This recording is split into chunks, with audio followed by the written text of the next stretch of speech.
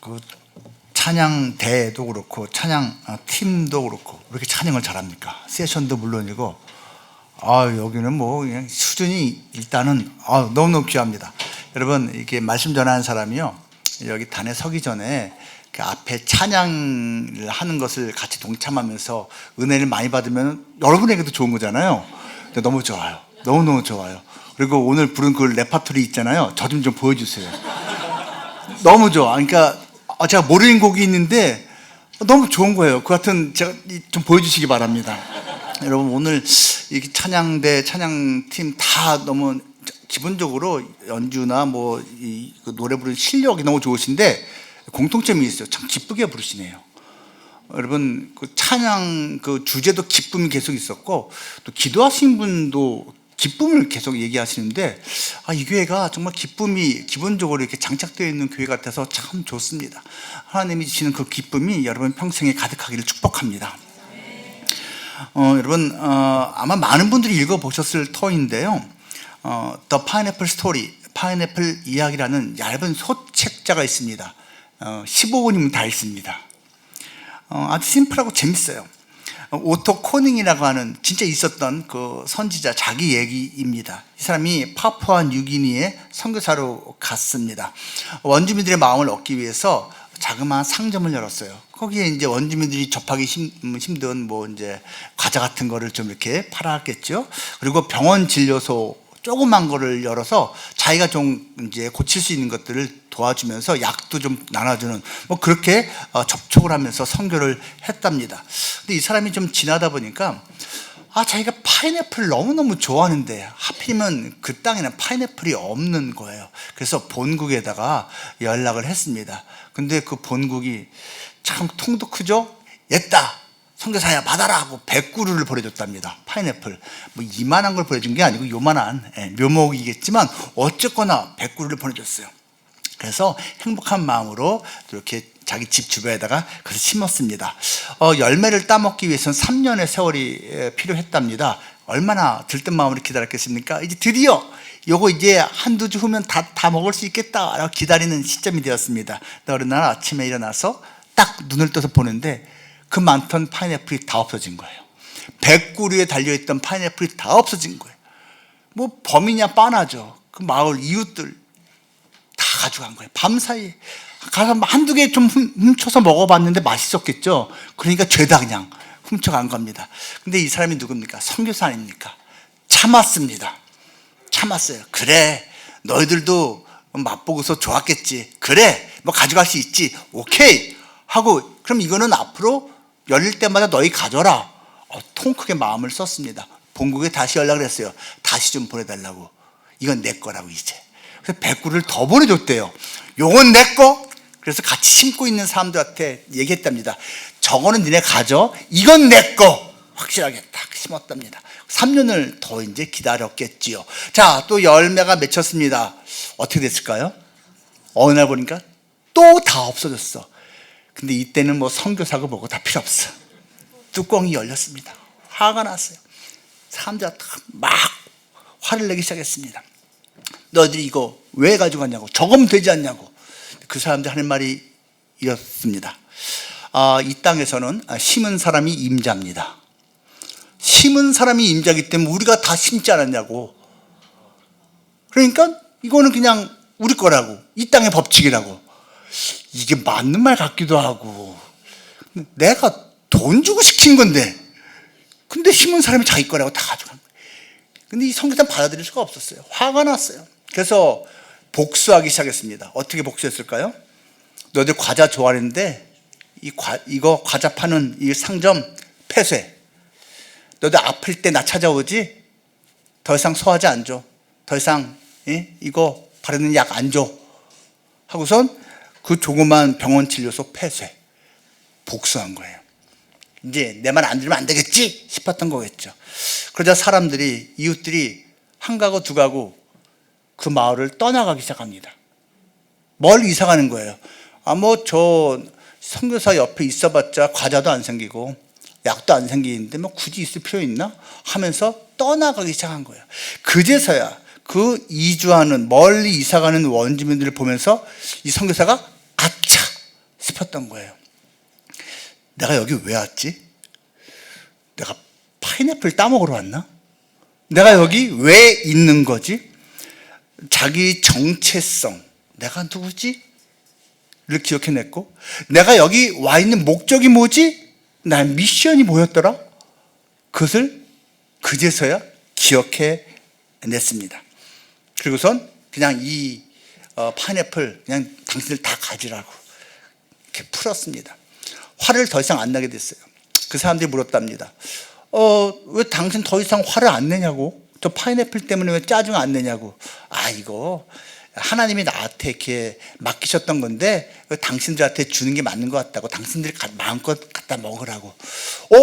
이거를 우리한테 줘도 되냐고? 그렇다고. 이거 원래는 하나님 건데 잠깐 나한테 있었던 거라고. 그제서야 원주민이 반응을 하더래요. 이거 원래 하나님 거냐고? 그러면 하나님 거면 우리가 훔치면 안 되죠. 그제서야 그들도 마음을 내려놨다라는 거예요. 그러면서 제대로 예수님을 전할 수 있었다라는 스토리가 그 책에 있습니다.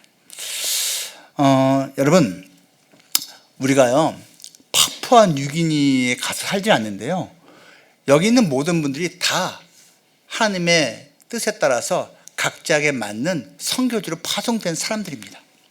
각 가정, 각 일터, 각 마을에서 우리는 주어진 역할을 하도록 보냄받은 사람들입니다. 그리고 그 자기에게 주어진 역할을 잘 기억하고 해냈던 사람이 바로 오늘 본문에 나오는 오바댜입니다. 이 오바댜는요 참 살기 힘든 시절을 보냈습니다. 고급 공무원이에요. 왕의 최측근인 고급 공무원 생활을 하는데, 왕실을 맡았다면 정말 가깝지 않고서는 이렇게 맡길 수가 없잖아요. 그런데 이 왕이 너무 악해. 북이스라엘 역사상 가장 악한 왕 중에 하나가 아합인데, 문제는 이 남편보다 더 악한 게 그 아내야, 이세벨이야. 이 커플이 가장 악한 커플인데 그 밑에서 충성을 해야 되는 역할이 이 사람에게 주어진 것입니다. 그러면 이제 보통은 이렇게 생각을 하죠. 근묵자흑인데 근주자적, 검정 먹 가까이 하면 먹이 검은 것이 묻고, 빨간 인주 같은 거 가까이 하면 그 빨간색이 묻는데 왜 그 악한 것들 가까이 있느냐고. 그 공무원 사표 때려치고 나와야 되는 거 아니냐고 보통 이렇게 생각을 합니다. 그런데요, 하나님은 각자에게 맞도록 포지셔닝을 다 해주셨거든요. 이 사람하고 대조되어서 생각할 수 있는 사람이 오늘 본문에 나오는 엘리야입니다. 우리가 존경하고 정말 어떻게 살아갈 수 있을까 싶을 정도의 위대한 그 엘리야. 우리 뒷부분에 보면은 우리가 그 알고 있는 갈멜산 전투, 그 유명한 400대 1인지 800대 1인지 그 싸움을 해낸 그 엘리야가 나옵니다. 엘리야는요 하나님의 뜻에 의해서 너는 아예 이 악한 땅을 떠나 있어라, 그래서 멀리 보냄을 받았습니다. 지금의 레바논에 해당하는 시돈 땅 사르밧이라는 동네에서 낯선 사람들의 공궤, 그 도움을 받아서만 먹고 살 수 있는 그러한 곳에 가 있어야만 했어요. 이건 하나님의 뜻이에요. 너 니네 나라도 아닌 그 경계 바깥에 나가 있어. 그리고 낯선 사람들이 먹여줄 거야. 걱정하지 마. 내가 너를 다시 부를 때까지 너는 거기 있어. 언제까지인지 몰라요. 근데도 그걸 순종하면 엘리야는 갔어요. 하루하루가 기약이 없어요. 30년 후에 하나님이 부르실런지 몇 년에 불렀는지. 근데 3년 만에 하나님이 불러서 이제 아방을 대면하러 가는 중입니다. 이러한 사람은요 out of the world 역할을 하나님께서 맡기셨어요. 무슨 말이죠? 탈세속적 신앙으로 살아라. 넌 세상 바깥에서 있어. 일단 내가 공급해 주는 대로만 너는 버텨. 탈세속적 신앙입니다. 근데 오바댜는요 탈세속이 아니에요. 그 삶 그 가운데 박혀 있어라 명령하신 거예요. 이건요 초세속적 신앙입니다. 초세속적이라는 것은 세상 속에 있지만 초월해서 세상의 가치관을 뛰어넘는 모습으로 사는 역할을 오바댜에게 맡겼다라는 것입니다. 여러분, 이 오바댜의 역할이 쉬웠을까요? 엘리야 역할이 쉬웠을까요? 둘 다 힘들어요. 근데 오바댜에게는 이 역할이 맡겨진 거예요. 너는 그 악한 왕 밑에서 있어라. 그는 힘들었지만 버텨냈습니다. 두 가지를 끝까지 해냈습니다. 정체성을 그는 잊지 않았습니다. 3절 말씀에 나와 있잖아요. 그는 하나님을 지극히 경외하는 자였습니다. 하나님이 삶의 기준이었어요. 최고 가치관, 세계관이었어요. 기준이었어요. 그래서 왕이 명령한 것들 중에 이거는 뭐 하나님께서도 오케이 하실 것들 있잖아요. 그거는 그냥 따라주는 거예요. 근데 하나님께서는 이거 절대 안 돼! 한 것은 왕이라도 그것은 불순종할 수밖에 없었던 거겠죠. 그래서 거기에서 역할이 나오는 건데 그는 자기의 미션을 잊지 않았습니다. 어떤 미션입니까? 구원자로서의 역할입니다. 4절 말씀에 나오지 않습니까? 4절 말씀에서 그는 하나님의 사람들이라는 이유 때문에 그 선지자라는 이유 때문에 이 이세벨이 다 죽이라고 했는데 그 중에 100명을 살려냈습니다. 50명씩 그룹을 해서선 어디 동굴에다 몰래 숨겨놓고 먹을 것을 공급해 주었습니다. 구원자 역할을 했다는 것이에요.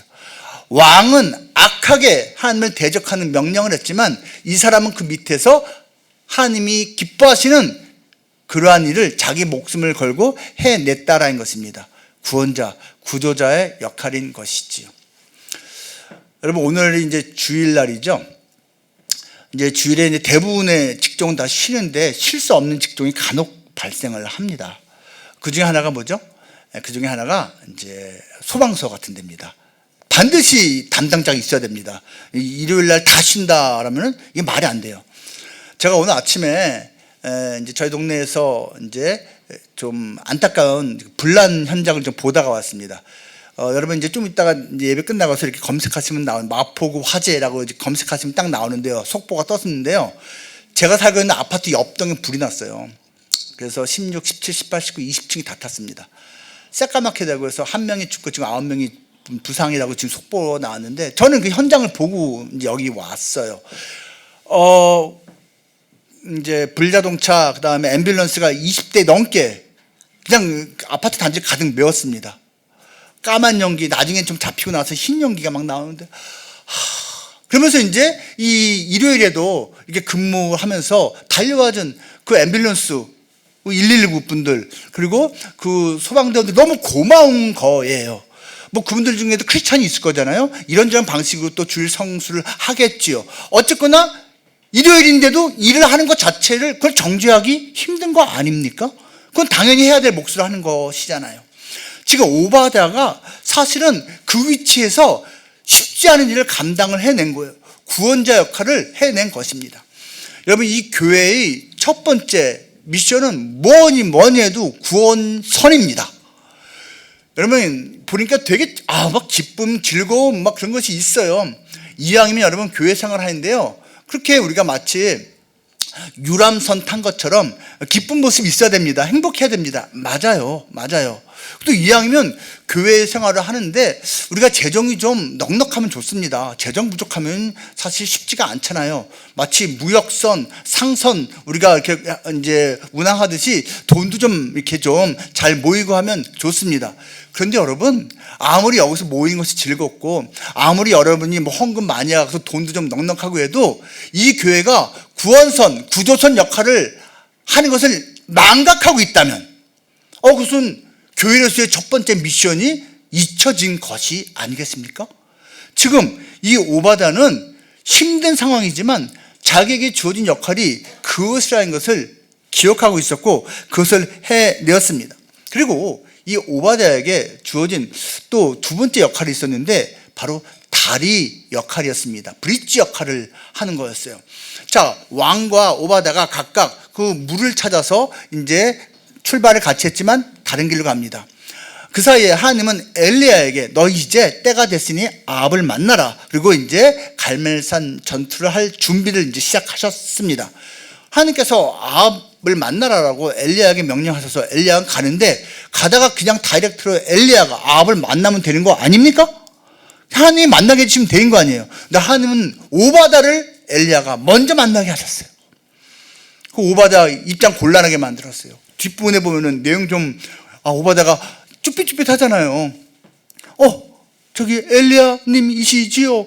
근데 저기 아합을 만나시겠다고요? 근데 제가 부르러 간 사이에 사라지시면 저는 아합 승질에 한 방에 갑니다. 죽습니다.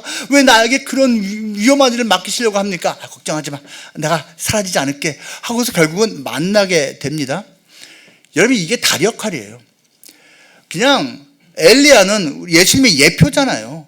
그렇죠? 예수님의 예표인데 엘리야가 아합을 그냥 만날 수도 있었을 텐데 하나님은 굳이 오바다를 통해서 만나게 하셨습니다. 여러분, 우리 주변에 있는 어떤 사람들이요, 그냥 하나님을 그냥 만나주시면 된다니까요, 다이렉트로. 근데 굳이 나를 통해서 하나님 만나시겠대요. 왜요? 뺄 수 있어요. 근데 하나님의 뜻이 뭔지 모르겠는데 그렇게 하시겠대요. 그러면 그 다리 역할을 하는 거지 뭐 어떡합니까? 라틴어, 고대 로마어로요, 이 브릿지 빌더, 다리 놓는 사람들을 폰티펙스라고 합니다. 이 폰티펙스라는 라틴어는 그냥 브릿지 빌더예요. 근데 이것이 라틴어 성경에서는요, 제사장으로 번역이 됩니다. 제사장의 역할이 브릿지 빌더죠. 하나님과 죄인을 연결시켜 주는 거예요. 하늘과 땅을 연결시켜 주는 거예요. 여기 있는 모든 사람들은 왕 같은 제사장이에요. 여기서 왕 같은이라고 번역을 했지만 이게 로열인데, 로열 프리스트후드인데요. 여기서 로열이라는 단어는요, 왕을 위한 그런 뜻으로 해석이 원래 돼야 되는 거예요. 우리가 왕족이라고 해석하면 기분은 좋은데 그것보다는 왕을 위한 그런 뜻이란 말이에요. 왕을 위한 제사장, 우리의 왕이신 예수님을 위해서 브릿지 빌더로 쓰임받는 존재가 바로 우리인 것이거든요. 근데 그 옛날 오바다가 그 역할을 해내었다라는 것입니다. 오바다의 역할은요, 영어로 표현하면 이거예요. In but not of the world. 신앙입니다. In the world, 세상 안에 있어요. 그런데 not of the world, 세상 소속은 아니에요. 이 신앙은, 이 용어는요, 팀 켈러라는 목사님이 쓰신 표현입니다. 우리는 세상 바깥으로 나갈 수 없다. 세상 안에 머물러야 된다. 과거에 세상 바깥으로 나가려고 시도한 적이 있긴 했었죠. 그렇죠? 여러분 아시는 대로 이제 과거에 사막에 또는 숲속에 또는 정글 속에 어디 먼 산 꼭대기에다가 수도원 같은 거 지어놓고 세상을 떠나서 그 영성을 지키려고 한 사람들도 있었습니다. 그 의미는 있어요. 의미는 있지만 이 시대는 그런 시대가 아니라는 겁니다. 이게 분리되어서 살아가는 게 아니라 세상 안에서 살지만 세상 가치관에 속하지 않은 모습대로 살아야 되는 건데, 이러한 신앙을 뉴 칼비니즘이라고 합니다. 새로운 칼비니즘. 여러분, 칼비니즘이라는 것이 우리 장로교인 거 아시죠? 하나님 절대 주권이 칼비니즘이에요. 근데 이 전통적인 칼비니즘이 약간 아쉬운 게 있었는데, 세상 문화와 단절을 주로 요구를 했습니다. 세상에 안 좋은 게 워낙 많으니까 금묵자학이라니까 그냥 아예 만지지 않는 게 좋아 라고 강조한 측면이 있었어요. 그래서 예를 들면 아예 세상 문화 회피를 합니다. 아예 회피를 합니다. 또는 세상 문화가 대적을 합니다. 우리가 오히려 정복을 해서 우리 기독교 문화를 갖다가 그냥 이렇게 강제로 이식을 시키겠다. 십자군 전쟁 같은 느낌으로 말이에요. 또는 좀 타협하자, 적당히 수용하자 생각할 수도 있겠죠. 근데 이 모든 공통점은요, 세상을 이분법적으로 바라보는 세계관인 거예요. 뉴 칼비니즘은요, 하나님의 주권을 인정하기에 세상 안에 있으면서도 세상에 속하지 않은 모습으로 사는 것, 문화를 받아들이지만 함몰되지 않는 것, 그게 바로 뉴 칼비니즘적인 세계관인데, 이 오바다가 자기는 그런 걸 몰랐겠지만 그렇게 살아내고 있었다라는 것이죠. 팅클러 목사님 표현대로 하면요, 우리가 세상을 변혁시키고 싶은 마음이 있는데 그것은 세상 바깥에서 이루어지지 않는다. 암석을 깨트릴 때 그 암석 밖에다가 다이나마이트를 테이프를 붙여놓고서 폭파시켜봤자 그 암석이 깨지진 않고 바깥에 그냥 스크래치만 난다. 하지만 깊이 암석 가운데로 구멍을 뚫고 그 가운데로 깊숙이 다이너마이트를 넣고 폭발시키면 그 암석은 깨진다. 이 세상 문화를 외면하지 말고 그 안에 들어가자. 세상 가치관을 우리가 함몰되지 않는 선에서 우리가 인정하자라는 것이지요. 여러분, 이러한 것을 우리가 적용하는, 이러한 신앙을 실현하는 가장 리얼한 곳이 어디입니까? 가정과 직장입니다. 가정과 일터입니다. 특히 오늘 제가 일터에 대해서 지금 말씀을 드리고 있는 것인데요. 여러분, 우리 삶에서 어떤 사람은 2분의 1, 어떤 사람은 3분의 2가량 시간을 투자하고 있는 영역이 바로 일터입니다. 그래서 우리는 일터 신앙이 있어야 돼요. 일터에서 사실은 우리는 크리스찬으로서의 증인의 역할을 감당을 해야 되는 것입니다. 일터 즐거운 마음으로 다니는 사람은 없습니다. 여러분, 목사들조차 그렇습니다. 목사한테도 이거 일이잖아요. 쉽지 않아요. 쉽지 않아요. 여러분, 목사들만 모으면 천국입니까? 목사들끼리 모여있으면 주여 저 진상 어떡합니까? 뭐 별일이 다 있습니다. 다 똑같아요. 갈등이 있습니다.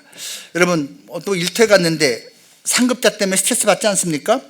갑질하는 사람이 있어요. 부당행위하는 사람이 있어요. 아니 분명히 내가 한 건데 지가 한 거라고 막 업무 성과 가로채기 하는 인간도 있고 별 사람 다 있습니다.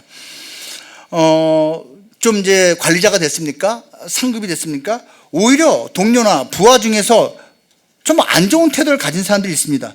나는 꼰대짓 안 하려고 되게 애를 쓰고 있는데 툭 하면 나만 보고 꼰대래. 여러분, 시험 봤습니다. 저도 이제 내일 모레 60이거든요. 얼마나 눈치 보이는데요. 우리 단체, 선교단체에 9명 직원이 있어요. 다 저보다 당연히 어립니다. 저 눈치 엄청나게 봐요. 근데 어디선가 승승승 이런 게 있으면 내가 얼마나 조심하고 있는데 눈치 보이는 게 있다니까요. 갈등이 없을 수가 없어요. 서비스업 중에서 일하십니까? 진상 손님 참 그 가지가지 진상들이 있더라고요. 듣는 저도 막 짜증나는 그런 일들. 기본적인 여러분 일터 문화가 있잖아요. 술자리를 갖다가 당연시 여기는, 빠지면 막 뭐라고 하는 그런 문화도 있을 수 있고, 그 반대도 있어. 술자리가 한 번도 없어서 오히려 심심한 별 다양한 문화가 있습니다. 아직도 여러분 그거 아십니까? 중요한 이벤트, 회사에 중요한 일이 걸렸을 때 사장님, 회장님이 앞장서서 돼지머리 갖다 놓고 고사지는 데가 아직도 있습니다. 제가 이틀 전에 그 얘기 들었어요. 여러분, 이게요 그냥 재미로 넘어갈 문제가 아닌 것이죠. 그런데 더 안 좋은 건요, 내가 일하고 있는 곳에 죄악이 있을 때입니다. 오염물질이 막 나오는데 모른 척해. 회사에서 막 성추행이 있는데 덮으려고 그래. 사기치는 문화가 있어. 주가를 조작하고 있네. 이거 여러분 어떻게 해야 됩니까? 이런 곳에서 나는 어떻게 살아야 됩니까? 지금 오바다는 어떻게 살아야 되는 거냐고요. 대응 방법은 사람마다 다릅니다. 그 안에서 치열하게 투쟁하는 사람이 있습니다. 그러면 이제 그냥 주거니 받거니 싸우면서 있는 사람도 있죠. 어떤 사람은요, 요즘 같은 시대는 더욱 좋은데 외부로 그냥 고발합니다. 거룩하게 딱 고발해서 매스컴 타면 이제 집중 포괄 받을 수가 있으니까요. 모든 거 끊고 기도만 하는 사람이 있습니다. 하나님, 이거 도대체 모르겠습니다. 나는 싸울 용기도 없고 외부에 고발할 용기도 없습니다. 하나님 도와주십시오. 기도만 하는 사람도 있습니다. 어떤 사람은 아주 쉽게 해결합니다. 이직하고 말지. 이직하는 게 죄입니까? 죄 아니에요, 여러분. 그럴 수 있습니다. 근데 여러분, 그 모든 것은 하나님께 물어보고 하는 겁니다. 하나님께서 주시는 방법대로 하는 것이지요. 어떠한 경우에도 여러분, 동료가 있으면 좋습니다. 같은 믿음, 같은 세계관을 가진 기도의 동역자가 있으면 좋습니다. 신뢰가 있으면 그 같이 기도할 수가 있겠지요. 그 성막을 만든 엄청난 사명을 감당해낸 모세조차도 혼자서 성막을 만든 것 아니었다는 거 알고 계시죠? 브살렐, 오홀리압 같은 성령으로 충만한 기술자들이, 일꾼들이 있었기 때문에 그 성막 만드는 사명을 모세는 끝까지 해낼 수가 있었습니다. 그러한 사람들이 서로 간에 필요합니다. 믿음의 사람들이 함께 일을 해야 한다는 것이죠. 여러분, 자기 직장에서 우리는 거룩한 문화를 창출할 기회를 얻고 있음을 기억해야 됩니다. 하나님이 나를 여기 보내신 이유가 있습니다. 그리고 주어진 사명이 있다는 것이에요. 여러분, 이제 그 일이라는 것은 저주가 아닙니다. 많은 사람들이 착각을 해요. 일이 저주라고. 여러분 생각해 보세요. 세상에 언제 이제 그 재앙 또 저주가 임했는지 아시죠? 아담과 하와가 죄를 지은 이후부터입니다. 그 전에는 어떻게 됐죠? 하나님 보시기에 아름다웠어요. 심히 아름다운 게 세상이었습니다. 그 죄 짓기 전에 이미 아담과 하와는 일을 하고 있었습니다. 무슨지 아시겠습니까?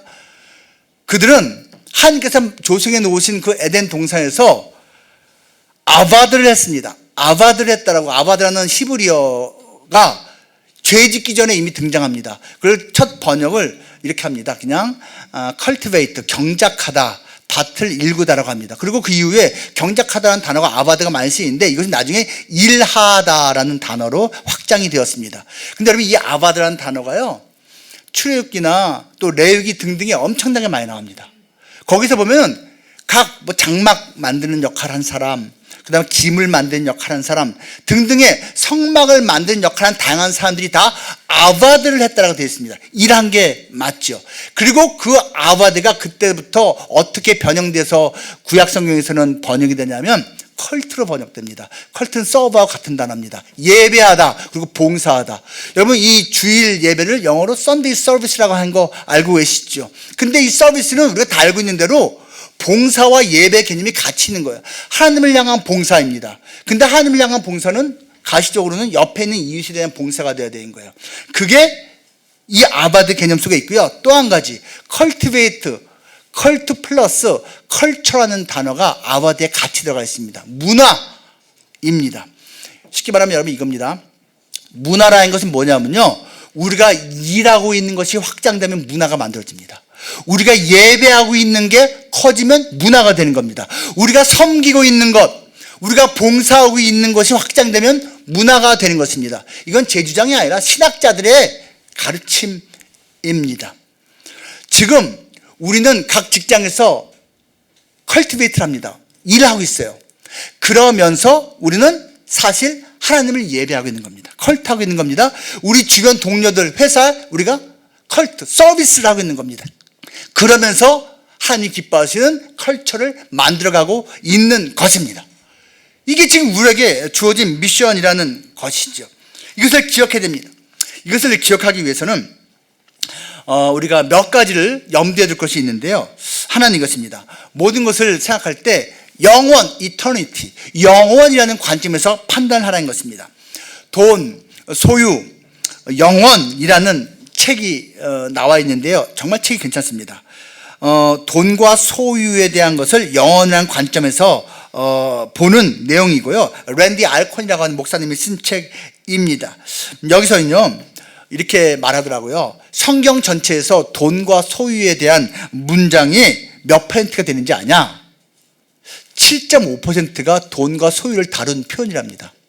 근데 예수님이 말씀하신 것만 따로 띄어 생각하면 예수님은 그 딱 두 배인 15%를 돈 얘기, 소유 얘기를 했다는 거예요.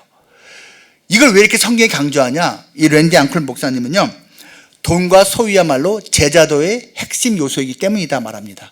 쉽게 말하면 이거예요, 여러분. 돈과 소유에 대해서 온전하게 하나님 중심적인 가치관을 갖지 못하면 제자가 되기 힘들다라는 것입니다. 여러분, 예수님의 제자 되어야 하지 않습니까? 당연한 거 아닙니까? 내가 제자가 되어야지 가서 제자를 삼을 수 있지 않겠습니까? 그러기 위해서는 우리가 또 기억할 게 있어요. 자기의 정체성을 다시 한번 점검해 봐야 됩니다. 제자라는 기준으로 되기 전의 사람과 된 후의 사람이 의식이 세 가지가 다릅니다. 하나는 이거예요. 죄인 의식입니다. 여러분, 진짜 예수님 만난 사람은요, 자기가 죄인인 거 인정합니다. 근데 진짜 예수님을 아직 만나지 못한 사람은요, 죄인 의식이 없거나 약합니다. 내가 왜 죄인이야? 이러거나, 또는 내가 죄를 짓긴 하죠. 양심이 있는 거예요. 근데 저 인간보단 나아. 저 인간보단 내가 낫지. 이렇게 생각을 해. 여러분, 진짜 예수님 깊이 만나는 사람은 비교하지 않습니다. 내가 죄인입니다. 인정합니다. 죄인 의식이 달라요. 두 번째는요, 주인 의식이 다릅니다. 진짜 예수님을 깊이 만난 사람은요, 자기가 주인이라고 안 그럽니다. 예수님이 나의 주인이라고 합니다. 근데 그렇지 못한 사람은요, 자기가 주인이라고 생각합니다. 돈에 대해서, 시간에 대해서, 여러 가지에 대해서, 내 자녀에 대해서 내가 주인이라고 속마음이 답을 합니다. 이건 예수님 거야가 아니고 내 거야. 주인의식이 다릅니다. 세 번째가 있습니다. 뭐가 다르냐면요, 증인의식이 다릅니다. 증인. 세 가지 말씀드렸습니다. 죄인의식이 다르다, 주인의식이 다르다, 그리고 증인의식이 다르다. 무슨 말이냐면요, 예수를 깊이 만나지 못한 사람은요, 나를 증거합니다. 내가 이렇게 똑똑해, 내가 이렇게 인기가 많아, 내가 이렇게 멋져, 내가 이렇게 가진 게 많아, 내 자식이 이렇게 멋져, 뭐 이런 거 있잖아요. 나를 증거하려고 합니다. 근데 예수님을 깊이 만난 사람은요, 예수님을 증거합니다. 예수님의 증인을 살고 싶어 합니다. 그게 달라요. 여러분, 나의 죄인의식, 나의 주인의식, 나의 증인의식은 과연 어느 쪽에 가 있습니까? 이것이 제대로, 이 정체성이 제대로 갖춰져야지 나의 삶의 터전에서 마음껏 주어진 소명 감당하는 일꾼이 된다라는 것입니다. 우리는 자극받으면 반응합니다. 여러분, 하지만 모든 자극에 다 반응하지는 않습니다. 저는요, 예를 들어서 중고등학교 때 이제 친구가 오랜만에 만났는데, 와, 뭐 그냥 뭐 한 2억 원짜리 차를 타고 나타났어. 그러면 와, 부럽다 속으로 뭐 생각하거나, 저 자식 어떻게 성공했지, 이런 생각 거의 안 들어요.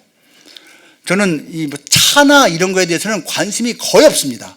얘가 뭐 2억짜리를 타오든 사든 그런가 보다 뭐 이렇게 넘어가는데, 제가 다른 자극에 반응한 게 있어요. 예를 들어서 이 친구가, 야, 나 45일 동안 뭐 중남미 가족 세계 여행하고 왔다 그러면, 저 여행 좋아하거든요. 여행 정말 좋아하거든요. 근데 그 비용이 얼마일 텐데 그 시간을 45일 동안 가족이, 와, 부럽다. 전 틀림없이 그 반응 나올 겁니다. 그러니까 모든 자극의 반응이 다 나오는 게 아니야. 자기의 핵심 가치, 자기가 좋아하는 것에 주로 반응이 나오게 되어 있거든요. 여러분이 주로 반응한 게 뭡니까? 성공하는 겁니까? 남들이 알아주는 겁니까? 아니면 예수님을 증거할 기회입니까? 오스 기니스라고 하는 유명한 분이 있는 거 아시죠? 그분 책은 다 사서 봐도 됩니다. 다 좋습니다.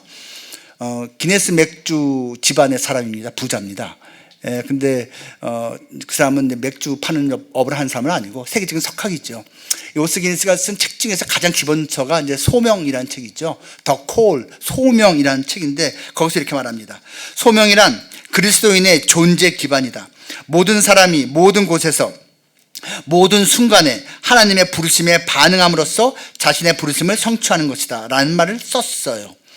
그가 말한 부르심은요, 콜링은 두 가지입니다.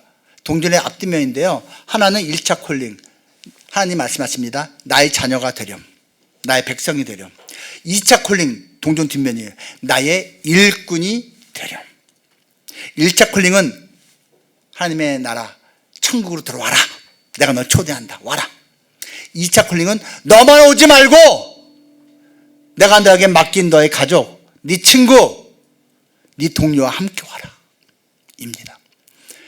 여러분, 크리스찬이요, 너무 1차만 앞면만 봐요. 앞면만 봐요. 뒷면이 있거든요. 우리에게 주는 콜링이 있단 말이에요. 하나님의 자녀요, 동시에 일꾼으로 우리는 부름 받은 것입니다. 미션 임파서블 8까지 나왔죠. 그게 이제 종결편이지만 또 몰라요. 이게 헐리우드 돈 벌려면 이 9도 나올 수 있고, 또는 심지어 미션 임파서블 제로 해갖고 프리퀄 나올 수도 있어요. 이게 돈이라는 게 무섭거든요.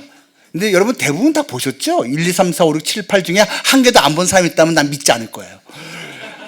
틀림없이 몇 개 봤을 거야. 근데 여러분, 우리 톰 아저씨 너무 멋져요. 나이 60이 훌쩍 넘었는데 어쩜 이렇게 멋있는지. 에단 헌트라는 주인공 이름이 나옵니다. 근데 그 평생의 이제 동료인 루터라는 동료가 죽습니다. 이제 병실에서 죽어가면서 유언을 남겨요. 근데 유언에서 이렇게 말을 합니다. 이렇게 살아가는 것이 우리의 콜링이고 데스티니라고 그렇게 유언을 남깁니다. 세상을 구하는 것이 불의를 이기고 정의를 구현한 것이 우리 콜링이고 데스티니, 운명이라고 그렇게 표현을 합니다. 멋지죠? 근데 여러분, 우리는 데스티니, 운명이라는 것 대신 우리는 사명이라고 합니다. 우리는 미션. 그것이 우리에게 주어진 콜링이고 미션이에요. 왜 나를 갖다가 일꾼으로 부르셨어요? 우리는 따지지 못해요. 그냥 부르셨어요. 그냥 하는 거죠. 개그우먼 거의 1호라고 할 수 있는 이성미 씨가 있죠. 꽤 유명한 분인데 우리 세대에서는 되게 유명한데 젊으신 분들 잘 모르겠네요. 이분이요, 쉽지 않은 인생을 살았습니다. 그리고 이제 하나님을 어쩌지 믿긴 했는데 그래도 기쁘지 않게 살았어요. 캐나다에 그냥 이민 갔습니다. 근데 거기서 새벽 기도도 열심히 하고 하나님의 개입하심 속에서 깊이 하나님의 치유하심을 경험했고, 그리고 그 첫째 아들과 너무 사이가 안 좋았는데 그 아들과 완전히 화해하고 다시 가정이 회복되는 기적을 그곳에서 맛봤습니다. 그러면서 정말 진짜 하나님의 자녀로서 백성으로서의 그 기쁨을 누리게 됐죠. 근데 그와 동시에 하나님께서 주신 사명도 깨달았습니다. 꽤 됐지만 최진실 씨가 사실 좀 오래전에 이제 스스로 이제 목숨을 끊었잖아요. 그 사건이 이성미 씨한테 너무 큰 충격이었답니다. 그때 하나님께서 사명을 주셨대요. 돌아가라, 한국으로. 그리고 다시는 이런 일이 발생하지 않도록 연예계에서 네가 나의 통로가 되어다오. 이 소명을 받았대요. 돌아왔습니다. 그리고 연예인 이제 기도회, 연예인 이제 예배를 10수년 전에 시작을 했고 한 달에 한 번씩 300명 넘게 모인답니다. 연예인들만. 그래서 집중적으로 기도하는 시간이라요. 이름들 다 걸어 놓으면서 아무개 구원해 주세요, 아무개 구원해 주세요, 이거를 그냥 다 한답니다. 근데 그러한 기도, 그러한 권면 덕분에 조혜련 씨가 수년 전에 열심히 영접했고 이분이 신학교 가서 박사학위 땄어요. 참 대단한 사람이죠. 우리 맨날 그분은 골룸만 생각하는데 골룸만 생각하는데 되게 똑똑합니다, 여러분. 그리고 진짜 예수님 만났어요. 그리고 이 예수님 만나는데 뒤에서 기도는 이성민 씨가 그렇게 기도했지만 결정적으로 쓰인 거는 그 남편입니다. 각각 이혼하고선 다시 만나서 연애를 했는데 이 두 번째 남편이 울면서 예수님을 전하더래요. 여러분, 울면서 예수님 전해본 적 있습니까? 얼마나 이 사람을 사랑하면, 얼마나 안타까우면 울면서 예수님을 전하겠어요. 우는 이 애인 불쌍해서 교회를 나가준 거예요. 그리고 그 교회에 나가서 예수님을 영접한 겁니다. 완전히 변했어요. 그리고 이 사람 때문에 그 엄마 남미 호랭교회 평생 다녔답니다. 그리고 자매들 전부 예수님을 영접하는 통로로 쓰임받았어요. 근데 이분을 제가 얼마 전에 만났는데 그 얘기 하더라고요. 가장 최근에 돌아온 우리 사랑하는 사람은 박명수라고. 박명수가 예수님 영접했어요 그러더라고요. 하나님이 주신 소명을 따라서 이성미 씨부터 시작돼서 흘러가는 것이지요. 여러분, 이 사람들은 연예인이기 때문에 연예인들을 만날 기회가 많으니까 그걸 하는 거예요. 나보고 연예인 만나라면 저는 몇 명 없어요. 기회가 별로 없다고. 근데 여러분도 마찬가지예요. 여러분의 삶의 터전이 지금 여러분이 하나님께서 보내주신 그곳입니다. 선교지예요. 선교지. 오직 성령이 너에게 임하시면 너희가 권능을 받고 예루살렘과 온 유대와 사마리아 땅끝까지 이런 내 증인이 되리라. 예수님이 선포하셨어요. 성령 받으면 예수님이 증인 되는 거예요. 근데 영역이 좀 달라. 어떤 사람은 예루살렘에서 예수님 만난 곳에서, 어떤 사람은 온 유대, 내가 마음만 먹으면 갈 수 있어. 내 친척들은 마음만 먹으면 갈 수 있잖아요. 우리 반 친구는 마음만 먹으면 만날 수 있잖아요. 그게 유대예요. 근데 어떤 사람은 사마리아를 보내요. 가기 싫은 곳, 꺼름직한 곳. 근데 하나님 보내는데 어떡할 거냐고. 어떤 사람은 사마리아를 보냄받았다니까요. 근데 어떤 사람은요, 미지의 곳, 땅끝이 어디입니까 도대체. 근데 하나님이 어떤 사람에게는 땅끝을 사명지로 주시는 거예요. 근데 공통점은 뭐다? 성령이 임하면 하나님의 뜻을 따라가게 된다라는 것이죠. 우리는 하루하루 살아갑니다. 주어진 일상 하루 24시간 365일이지요. 근데 우리의 시간 중 가장 많은 것을 보내는 것은 가정과 직장이다, 일터다. 그곳에서 우리는 예수님의 증인으로 사는 것이다. 그것이 우리에게 주어진 콜링이고 우리에게 주어진 미션이다. 이러한 정체성, 미션 간직하고 나온 평생 살아갈 수 있는 드림의 교회 성도 될 수 있기를 주님의 이름으로 축복합니다. 기도하겠습니다. 하나님 감사합니다. 하나님께서 사랑하시는 귀한 백성들입니다. 하나님이 허락하신 이 귀한 교회에서 마음껏 주님을 예배할 수 있으면 감사드립니다. 하지만 주님, 우리가 예배자로서만 사는 것이 아니라 또한 아직 예수님을 예배하지 못하는 자들을 바라보며 그들도 예배하는 자로 만드는 데 쓰임받는 은혜를 간직하기 원합니다. 우리를 전도자로 하나님의 증인으로 사용해 주시옵소서. 드림의 교회가 멋진 하나님의 꿈을 펼치는 교회가 될 수 있도록 은혜를 베풀어 주시옵소서.